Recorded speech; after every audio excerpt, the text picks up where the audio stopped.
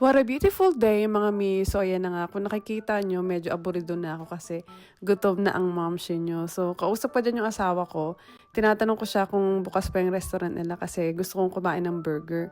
Sabi niya sa akin, pumunta na lang daw ako doon. Ayun, nakikipagtalo ko sa kanya na bakit hindi mo na lang ako orderan, di ba? Akala ko nagre-record yung sinasabi ko, hindi pala. So, i-voice over ko na lang kung anong mga dinadakdak ko dyan. So, sinasabi ko nga dyan na pupunta na ako doon sa restaurant even though nakaka-order lang ng asawa ko. Kasi ayoko naman isipin nila na pa Disney princess ako perket na asawa ko yung may-ari ng restaurant. Alam niyo yun?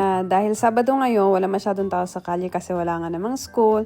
At saka, siesta time kasi ng mga trabahante ngayon kaya wala ka masyadong makitang tao. Usually, nasa restaurant sila kumakain o kaya nasa bahay sila nagpapahinga. Nakarating na nga tayo sa La Tramenda. Medyo kinakabahan ako dyan ng very, very light kasi wala akong dalang payong. Mukhang uulan. Yung pang take away pa naman nila. Gawa sa papel. So, pag nabasa, paano na tayo niyan? Kung mapapansin nyo nga, wala nang tao sa restaurant ni na Pepe. Dahil nga kasi, siesta time nila, magbe-break sila at saka mga walang pera ang mga tao ngayon dahil naggastusan ng Pasko, ng Bago Taon. At ang pinakamalalang gastusan ay nung tricking sa mga tao dito. Akala mo mga milyonaryo kung magsigastos para sa mga regalo. So nagulat na lang ako sa mga bit-bit ko dyan kasi yung asawa ko, hindi naman ako in-inform na nag-order din pala siya ng mga Coke in can at saka beer. Dahil hindi ako magkanda o gaga hawakan mga paper bag na yan. Pagdating ko nga sa bahay, ayan, ibinida agad sa akin ng asawa ko yung new packaging nila para sa La Tramenda. So dito nga, ibinibida ko yung mga pagkain na in-order ko sa restaurant ng aking asawa. So ito nga alitas o chicken wings.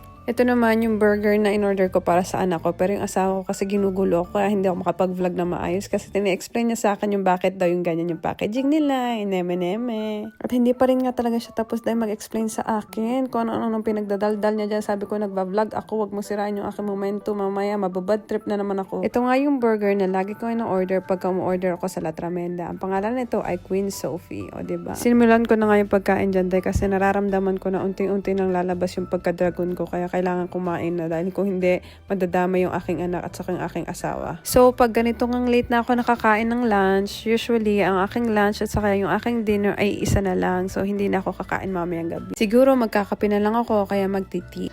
O siya, yun naman ang ating ganap for today's vlog. Maraming salamat for watching. Bye!